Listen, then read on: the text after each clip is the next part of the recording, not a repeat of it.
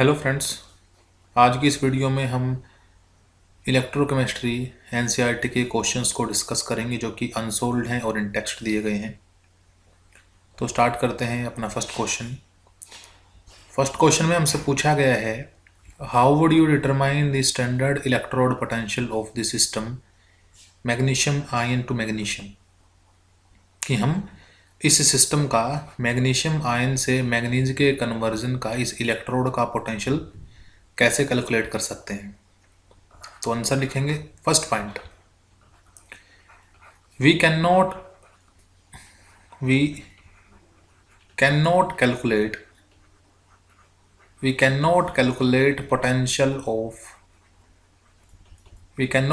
Potential of any single electrode. हम किसी single electrode का कभी भी पोटेंशियल कैलकुलेट नहीं कर सकते। So we have to create a cell, तो हम एक सेल बनाना होगा। So we have to create a cell in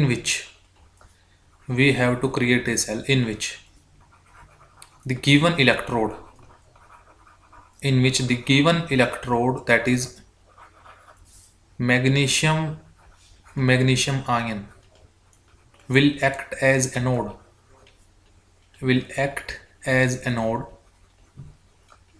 and another electrode will be SHE, और दूसरी इलेक्ट्रोड SHE होगी। SHE means standard hydrogen electrode.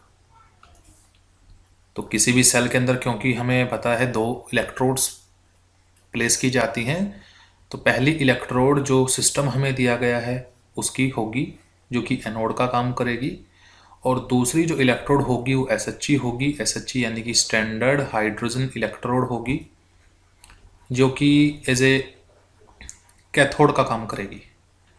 Hydrogen electrode जो कि काम करेगी कैथोड का, विल एक्ट एज कैथोड, जो कि काम करेगी कैथोड का, that will acts as cathode। सो यहाँ से हमने एक सेल सेटअप कर लिया जिसमें हमने एनोड गिवन इलेक्ट्रोड को बनाया है, और कैथोड जो है उसका काम करेगी SHE यानी स्टैंडर्ड हाइड्रोजन इलेक्ट्रोड, जिसमें प्लेटिनम सॉलिड की प्रेजेंस में हाइड्रोजन गैस जिसका प्रेशर होगा 1 एटमॉस्फेयर और कन्वर्ट होगी H पॉजिटिव आयंस में। सो एनोड ये होगा, कैथोड ये होगा। और जैसा कि हम जानते हैं कि SHE का जो E0 होता है यानी स्टैंडर्ड इलेक्ट्रोड पोटेंशियल होता है वो 0 होता है। तो इन दोनों के कम्बिनेशन से जो सेल आएगा, अगर हम उस सेल का पोटेंशियल निकाल पाएँ, इन दोनों के कम्बिनेशन से जो सेल आएगा, ठीक है, अगर हम उसका स्टैंडर्ड इलेक्ट्रोड पोटेंशियल निकाल पाएँ E0 सेल, जिसका फॉर्मूला है E0 cathode minus E0 anode, E0 cathode minus E0 anode, तो ये E0 जो सेल होगी ये वैल्यू हमें वोल्टमीटर से मिल जाएगी। वोल्टमीटर ये वैल्यू हमें दे देगा। E0 कैथोड यानी कि SHE का जो स्टैंडर्ड इलेक्ट्रोड पोटेंशियल है वो 0 है ही, तो हमें यहाँ से E0 एनोड यानी गिवन सिस्टम का, गिवन इलेक्ट्रोड का हम पोटेंशियल ईजिली कैलकुलेट कर सकते हैं। सो ये आपका फर्स्ट क्वेश्चन था जिसमें हमें मैग्नीशियम आयन और मैग्नीशियम के इलेक्ट्रोड पोटेंशियल को कैलकुलेट करना था, जिसके लिए हमने उसको SHE के साथ कनेक्ट किया और वोल्टमीटर से रीडिंग ली। जैसा कि हमें पहले से पता है कि कैथोड यानी SHE का जो स्टैंडर्ड इलेक्ट्रोड पोटेंशियल है वो 0 होता है, तो वोल्टमीटर से जो भी वैल्यू हमें मिलेगी, जो भी पोटेंशियल हमें मिलेगा, वो हमें उस गिवन सिस्टम का मिलेगा जिसके लिए हमें पोटेंशियल कैलकुलेट करना है। तो बढ़ते हैं नेक्स्ट क्वेश्चन की तरफ। क्वेश्चन नंबर 2 में हमसे पूछा गया है, can you store copper sulphate solution in a zinc pot. क्या हम कॉपर सल्फेट सॉल्यूशन को जिंक पोट में रख सकते हैं, नहीं रख सकते हैं, तो इसके बारे में हम डिस्कस करेंगे। तो हमारा आंसर होगा नो। हम कभी भी कॉपर के सल्फेट सॉल्यूशन को जिंक पोट में नहीं रख सकते हैं। तो no, we cannot store copper sulfate solution in a zinc pot.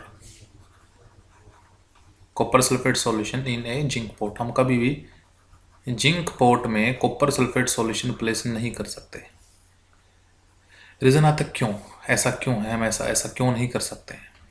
तो लिखेंगे क्यों, because zinc is more reactive, zinc is more reactive metal than copper, it is more reactive metal than copper. ये मेटल जिंक जो है वो copper से ज़्यादा reactive है than copper, so displacement reaction will takes place. तो ऐसा करने से डिस्प्लेसमेंट रिएक्शन होगी, so displacement reaction will takes place, displacement reaction take place करेगी एंड वी गेट और हमें क्या मिलेगा, जिंक सल्फेट, और हमें जिंक सल्फेट सॉल्यूशन मिलेगा या जिंक सल्फेट का कंपाउंड में मिलेगा। सो हम सब जानते हैं कि क्योंकि जो रिएक्टिविटी होती है वो जिंक की कॉपर सल्फेट सॉल्यूशन से ज़्यादा है, तो जैसे हम कॉपर सल्फेट के सॉल्यूशन के अंदर या जिंक के कंटेनर के अंदर कॉपर सल्फेट सॉल्यूशन डालेंगे तो वहाँ पर डिस्प्लेसमेंट रिएक्शन होकर कि जिंक सल्फेट बनेगा, साथ में कॉपर डिस्प्लेस हो जाएगा। इस रिएक्शन से बचने के लिए हमें कभी भी कॉपर सल्फेट सॉल्यूशन को जिंक पोट में नहीं रखना चाहिए। बढ़ते हैं नेक्स्ट क्वेश्चन की तरफ। क्वेश्चन नंबर 3 में हमसे पूछा गया है कि स्टैंडर्ड इलेक्ट्रोड पोटेंशियल की टेबल से कंसल्ट करते हुए हमें ऐसे तीन सब्सटेंसेस बताने हैं जो फेरस आयन को फेरिक आयन में कन्वर्ट कर सकते हैं। सो फ्रेंड्स, अगर हम ई नोट चेक करें for the ferric ion to ferrous ion, so this is 0.77 volt की जो पोटेंशियल है, स्टैंडर्ड रिडक्शन पोटेंशियल है फेरिक आयन का फेरस आयन में, उसकी वैल्यू 0.77 वोल्ट है। अब हमें ऐसे तीन सब्सटेंसेस चाहिए जो इस इलेक्ट्रोड को एज ए एनोड की तरह काम करवा सकें। एनोड की तरह काम कराने का मतलब है यहाँ पर ऑक्सीडेशन हो सके, क्योंकि ऑक्सीडेशन जब होगा तो ऐसी कंडीशन में फेरस आयन इलेक्ट्रॉन्स को रिलीज करते हुए फेरिक आयन की फॉर्मेशन करेंगे। तो यानी हमें चाहिए है कि कोई ऐसे मेटल के साथ, किसी ऐसे एलिमेंट के साथ हमें इनको कनेक्ट करना है जिसके कनेक्ट होने के बाद में ये जो इलेक्ट्रोड हो फेरिक टू फेरस आयन, ये एज ए एनोड वर्क करने लगे, और जो दूसरी इलेक्ट्रोड जिसके साथ हम इसको कनेक्ट करेंगे वो एज ए कैथोड वर्क करने लगे। तो ऐसा करने के लिए गिवन इलेक्ट्रोड का या जो अटैच होने वाली इलेक्ट्रोड का पोटेंशियल होना चाहिए वो 0.77 से कहीं ज़्यादा होना चाहिए, क्योंकि जब रिडक्शन पोटेंशियल 0.77 वोल्ट से ज़्यादा होगा तो ही वो इलेक्ट्रोड एज ए कैथोड काम करेगी, और ये जो इलेक्ट्रोड होगी एनोड काम करेगी, तभी जाकर के फेरस आयन ऑक्सीडाइज होकर के फेरिक आयन बन सकते हैं। तो जब हम स्टैंडर्ड इलेक्ट्रोड पोटेंशियल की उस सीरीज को देखते हैं, वो टेबल को देखते हैं, तो ऐसे स्टैंडर्ड इलेक्ट्रोड पोटेंशियल की जब हम सीरीज को चेक करते हैं, स्टैंडर्ड इलेक्ट्रोड पोटेंशियल जब सीरीज हम चेक करते हैं, तो वहाँ से हमें पता चलता है कि फ्लोरीन, क्लोरीन और ब्रोमीन ऐसी इलेक्ट्रोड्स हैं जिनका इनोट वैल्यू, जिनके इलेक्ट्रोड पोटेंशियल की value, E naught values of fluorine, chlorine और bromine is greater than E naught value of ferric to ferrous ion. यानी अगर फ्लोरीन की इलेक्ट्रोड या क्लोरीन या ब्रोमीन इलेक्ट्रोड के साथ अगर मैं इस इलेक्ट्रोड को कनेक्ट करूंगा, इस इलेक्ट्रोड को, तो ऐसी स्थिति में ये जो फ्लोरीन, क्लोरीन, ब्रोमीन की इलेक्ट्रोड होंगी ये एज ए कैथोड वर्क करेंगी, यानी यहाँ पर रिडक्शन होगा, और ये जो इलेक्ट्रोड होगी ये एनोड का काम करेगी, और ऐसी कंडीशन में फेरस आयन ईजिली कन्वर्ट होकर फेरिक आयन में बदल जाएंगे। सो ये हमारा क्वेश्चन नंबर 3 था। बढ़ते हैं नेक्स्ट क्वेश्चन की तरफ।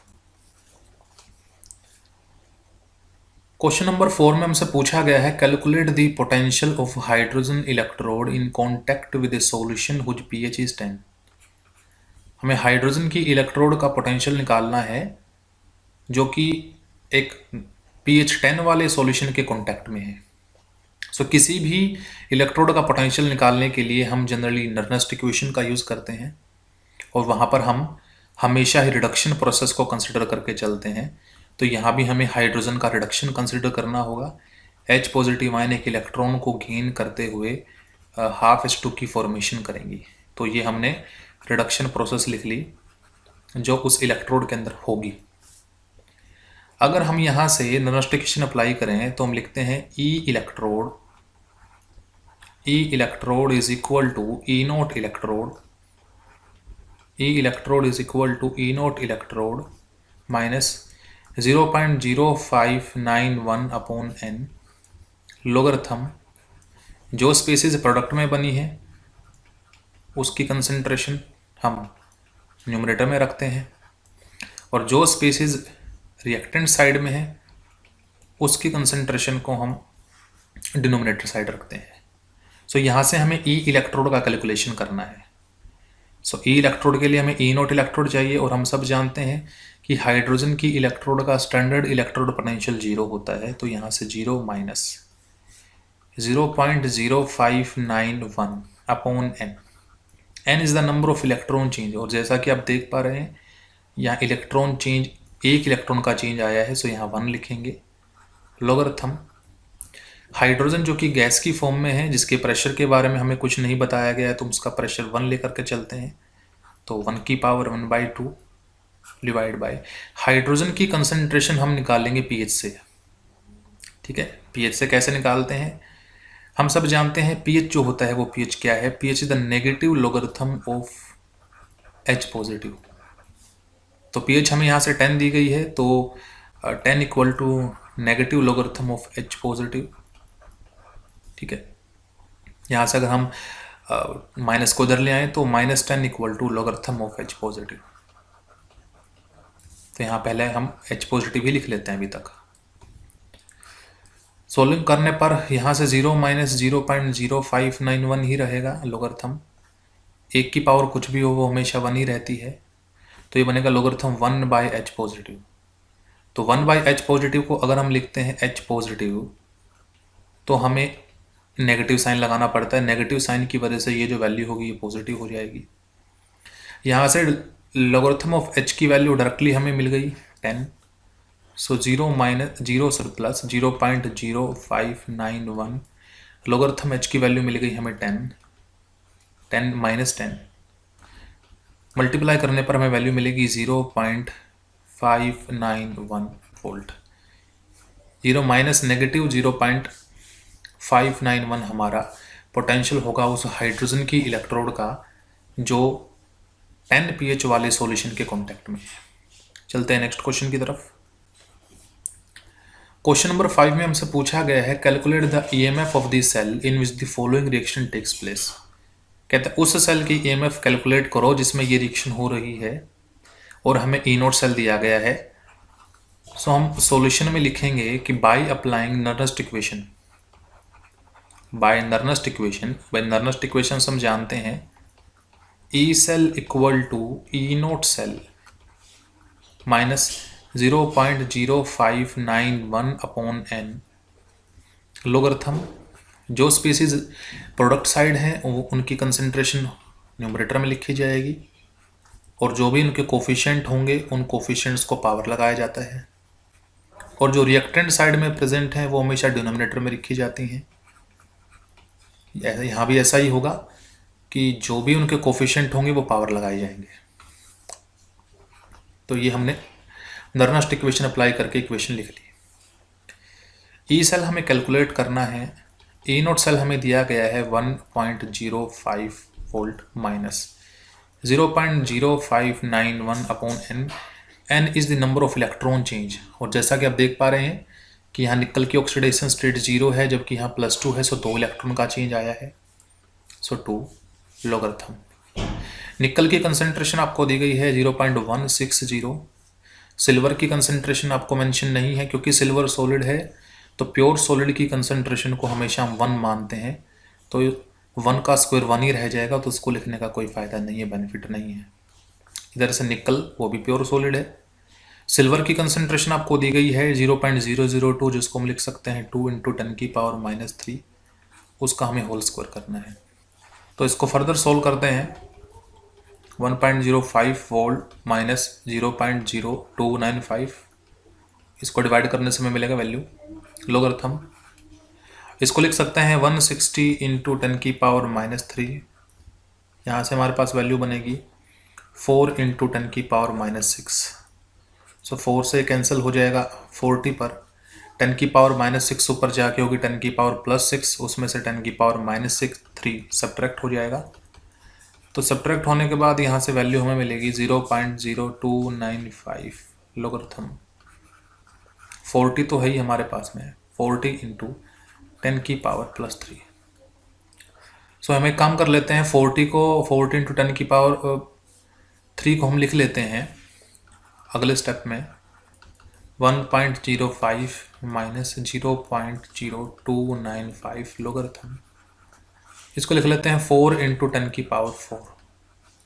लोगरिथम में जब नंबर आपस में मल्टीप्लाई में हो तो वो एडिशन में जो है एक्सपेंड हो जाते हैं। तो इसको एक्सपेंड करें 1.05 वोल्ट माइनस 0.0295, इधर से बनेगा लोगरिथम 4 प्लस लोगरिथम 10⁻⁴, जिसको फर्दर सोल्व करने से हमें मिलेगा E cell equal to 1.05 minus 0.0295, logarithm 4 की वैल्यू 0.6021 प्लस लोगरिथम में नंबर की पावर है तो पावर आगे आ जाएगी, 4 आगे आ जाएगी, लोगरिथम 10 की वैल्यू 1 होती है। तो E cell equal to 1.05 minus 0.0295 into 4.6021। इन सब को सोल्व करने के बाद जो हमें वैल्यू मिलती है ई सेल की 0.91 volt. So that is our answer. यही हमें कैलकुलेट करना था। ई सेल की वैल्यू हम कैलकुलेट कर चुके, चूँकि आई है 0.91 वोल्ट। सो बढ़ते हैं नेक्स्ट क्वेश्चन की तरफ। Question number 6। क्वेश्चन नंबर 6 में हमसे पूछा गया है, ये सेल हमें दिया गया है, इसके लिए ई नोट वैल्यू हमें दी गई है, हमें कैलकुलेट करना है स्टैंडर्ड गिव्स free energy and the equilibrium constant for the reaction. तो चलिए सोल्व करते हैं। सबसे पहले हमें स्टैंडर्ड गिव्स फ्री एनर्जी कैलकुलेट करनी है, जिसका फॉर्मूला होता है delta G naught equal to minus NFE0 cell. तो चलिए अप्लाई करते हैं सबसे पहले।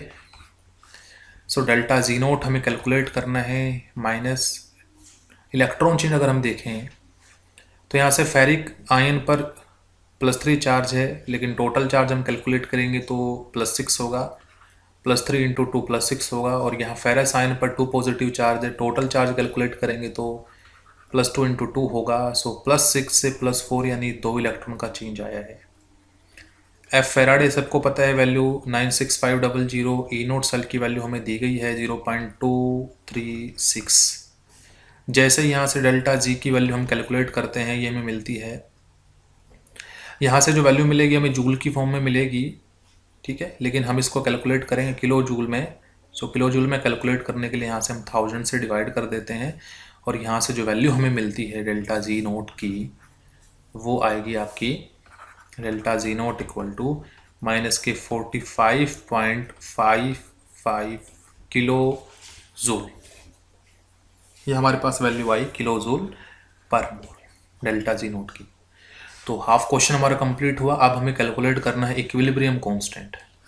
सो इक्विलिब्रियम कांस्टेंट का फॉर्मूला हमारे पास है, क्या फॉर्मूला होता है, delta G naught equal to -2.303 RT logarithm of KC। यही हमें कैलकुलेट करना है डेल्टा जी नोट का इस्तेमाल करते हुए लोगरिथम KC। तो डेल्टा जी नोट की वैल्यू जो हमारे पास मिली वो है -45.55 इक्वल टू -2.303। आर की वैल्यू हम सब जानते हैं 8.314 जूल पर केल्विन पर मोल। तो ये जूल की फॉर्म में है, और ये वैल्यू जो हमें मिली यहाँ से किलो जूल की फॉर्म में, तो इसको किलो जूल में कन्वर्ट करने के लिए हम 1000 से इसको डिवाइड कर देंगे। टेम्परेचर स्टैंडर्ड कंडीशन पे 298 होता है, और लोगरिथम हमें कैसे निकालना है ही। तो यहाँ से अगर लोगरिथम नेगेटिव से नेगेटिव हम कैंसिल कर देंगे, तो यहाँ से लोगरिथम केसी की वैल्यू को जब सोल्व किया जाएगा तो ये आएगा 45.55 इंटू 1000 अपॉन 2.303 इंटू 8.314 इंटू 298, जिसको फर्दर सोल्व करने से हमें वैल्यू मिलती है 7.983। तो हमें यहाँ से लोगरिथम केसी नहीं चाहिए, हमें चाहिए सिर्फ और सिर्फ केसी। सो लिखेंगे taking anti logarithm on both side, taking anti logarithm on both side, दोनों साइड एंटी लोगरिथम लेंगे तो हमें क्या मिलेगा, एंटी लोगरिथम ऑफ लोगरिथम केसी, और यहाँ से मिलेगा anti logarithm of 7.983। Anti logarithm से लोगरिथम कैंसिल हो जाएगा तो यहाँ से मिलेगा हमें केसी। अब हमें कैलकुलेट करना होगा एंटी लोगरिथम ऑफ 7.983, जिसकी वैल्यू जो है वो हमें मिलेगी 9.616 इंटू 10 की पावर 7। सो ये हमारा इक्विलिब्रियम कांस्टेंट आया 9.616 10 की पावर 7। तो इस तरीके से आप इस क्वेश्चन को सोल्व कर सकते हैं। बढ़ते हैं नेक्स्ट क्वेश्चन की तरफ। क्वेश्चन नंबर 7 में हमसे पूछा गया है why does the conductivity of A solution decreases with dilution. Dilution करने से यानी सॉल्वेंट ऐड करने से किसी सॉल्यूशन की कंडक्टिविटी डिक्रीज क्यों हो जाती है। तो ये बात आपको याद रखनी है, किसी भी सॉल्यूशन की जो कंडक्टिविटी होती है वो डायरेक्टली प्रोपोर्शनल है number of ions present in the unit volume, present in unit volume. Unit volume में जितने भी आयंस प्रेजेंट होंगे उनके ऊपर डिपेंड करेगी conductivity. So suppose we have 1 litre solution, हमारे पास 1 लीटर सॉल्यूशन है और उस 1 लीटर सॉल्यूशन में हमारे पास में नंबर ऑफ आयंस 500 हैं, 500 आयंस हैं इन 1 लीटर सॉल्यूशन। 1 लीटर सॉल्यूशन में हमारे पास 500 आयंस है। अब हमने इसकी वॉल्यूम को बढ़ाकर 1 लीटर से ऐड करो 2 लीटर कर दिया, 2 लीटर कर दिया। तो पहले 1 लीटर में आयन अगर 500 थे तो 2 लीटर में भी आयन हमने 500 ही कंसिडर किए हैं। अज्यूम किया गया है कि जो इलेक्ट्रोलाइट मिलाया गया था वो स्ट्रॉन्ग इलेक्ट्रोलाइट था।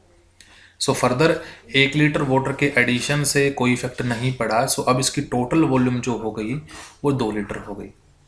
ठीक है, तो पहले 1 लीटर में 500 आयन प्रेजेंट थे, अब 2 लीटर में 500 आयंस प्रेजेंट हैं। तो अपन अप्रोक्सीमेटली अगर चेक करें तो 1 लीटर के अंदर नंबर ऑफ आयंस 250 होंगे। तो बिफोर डाइल्यूशन करने से पहले अगर हम चेक कर रहे हैं तो यूनिट वॉल्यूम के अंदर 500 आयंस थे, डाइल्यूशन करने के बाद में यूनिट वॉल्यूम में नंबर ऑफ आयंस 250 हो गए।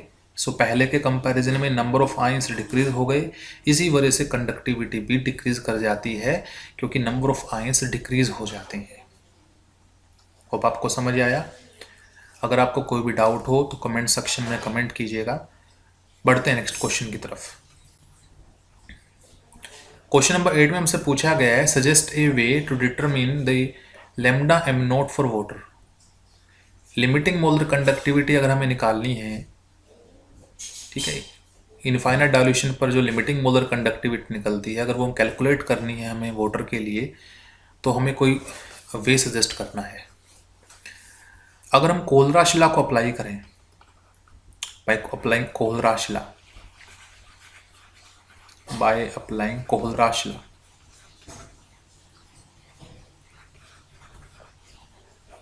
Bye applying Kohlrausch law apply करते हैं तो कोलराश लॉ कहता है कि किसी भी इलेक्ट्रोलाइट की limiting molar conductivity, for example water के लिए फिलहाल कैलकुलेशन की हम बात कर रहे हैं। So limiting molar conductivity of water will be equal to limiting ionic conductivities of the ions produced by the electrolyte. कि अगर मुझे वाटर की मोलर कंडक्टिविटी निकालनी है तो वाटर जो भी आयंस प्रोड्यूस करेगा, अगर हम उनकी लिमिटिंग आयनिक कंडक्टिविटीज़ को ऐड कर दें तो वो उसके इक्वल होगी। सो वाटर की कंडक्टिविटी निकालने के लिए मुझे लैम्डा एच पॉजिटिव और लैम्डा ओ एच नेगेटिव चाहिए। सो हम एक काम करते हैं, हम एक स्ट्रॉन्ग इलेक्ट्रोलाइट कंसिडर करते हैं जो हमें H पॉजिटिव प्रोवाइड करेगा, और दूसरा स्ट्रॉन्ग इलेक्ट्रोलाइट कंसिडर करते हैं जो हमें OH नेगेटिव आयन प्रोवाइड करेगा। Suppose we have lambda M naught HCl।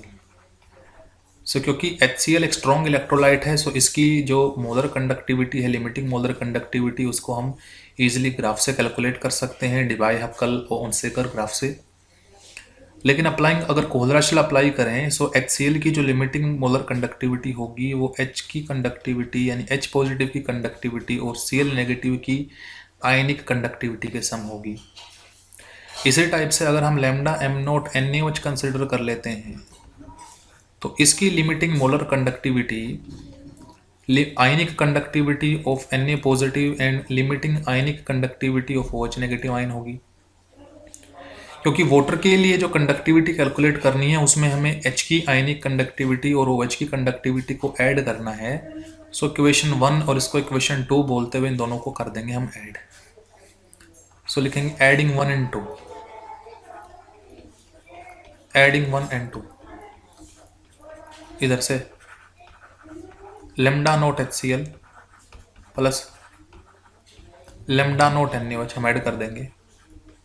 उधर से मिलेगी lambda MH positive plus lambda MCl negative plus lambda MNa positive plus lambda MOH negative.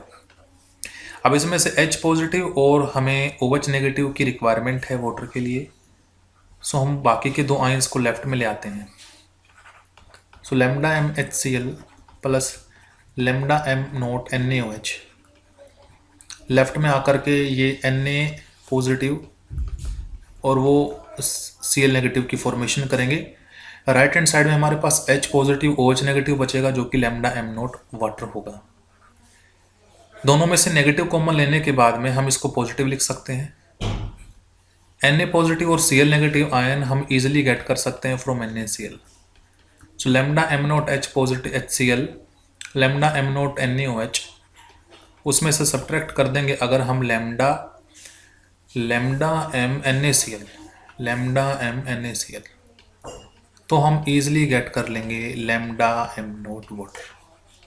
सो यही जो है एक वे है जिससे हम इजीली कैलकुलेट कर सकते हैं वाटर की limiting molar conductivity. Next question की तरफ बढ़ते हैं। क्वेश्चन नंबर 9 में हमसे पूछा गया है the molar conductivity of this concentration solution किसका है, मिथेनोइक एसिड का, दी गई है आपको इतनी। Calculate its degree of dissociation, हमें डिग्री ऑफ डिसोसिएशन कैलकुलेट करना है and the calculation of dissociation constant. Given हमें limiting ionic conductivity of H positive ion and limiting ionic conductivity of methanoate ion. So सबसे पहले हमें फॉर्मूलों की ज़रूरत पड़ेगी, हमें फॉर्मूले पता होने चाहिए। डिग्री ऑफ डिसोसिएशन निकालने का फॉर्मूला होता है lambda alpha equal to lambda MC upon lambda M naught. Molar conductivity at any concentration at any given concentration and molar conductivity at infinite dilution. इस कंसेंट्रेशन पर 0.025 मोल पर लीटर, इस concentration पर हमें जो कंडक्टिविटी दी गई है 46.1, ये आपकी लैम्डा MC बनेगी। सो 46.1 हम लिख लेते हैं यहाँ। और लैम्डा M नॉट हमें कहाँ से मिलेगा, अगर हम मिथेनोइक एसिड को HCOOH को अगर हम डिसोशिएट करें तो कोहलरश लॉ के अकॉर्डिंग जब डिसोशिएट होगा तो फॉर्म करेगा H पॉजिटिव और फॉर्मेट आयन मिथेनोइट आयन जो कि होगा HCOO negative. So according Kohlrausch law अगर मुझे ionic conductivity of H positive दी जाए और ionic conductivity of methanoate ion दे दी जाए तो इन दोनों को ऐड करके हम इजीली कैलकुलेट कर सकते हैं मिथेनोइक एसिड की कंडक्टिविटी जो कि हमें गिवन है। ठीक है, तो लैम्डा M नॉट HCOOH निकालने के लिए हम लैम्डा H पॉजिटिव जो कि 349.6 है प्लस लैम्डा HCOO नेगेटिव जो कि 54.6 है, उन दोनों को ऐड कर लेते हैं।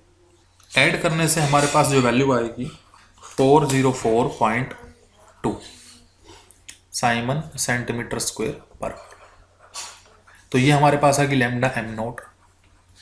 सो 404.2 यहाँ से अल्फ़ा जब सोल्व करते हैं तो अल्फा की वैल्यू मिलती है 0.114। तो हाफ क्वेश्चन हम सोल्व कर चुके हैं। नेक्स्ट क्वेश्चन ने पूछा है डिसोसिएशन कांस्टेंट। सो डिसोसिएशन कांस्टेंट को रिप्रेजेंट करते हैं के से, जिसका फॉर्मूला होता है C alpha square upon 1 minus alpha.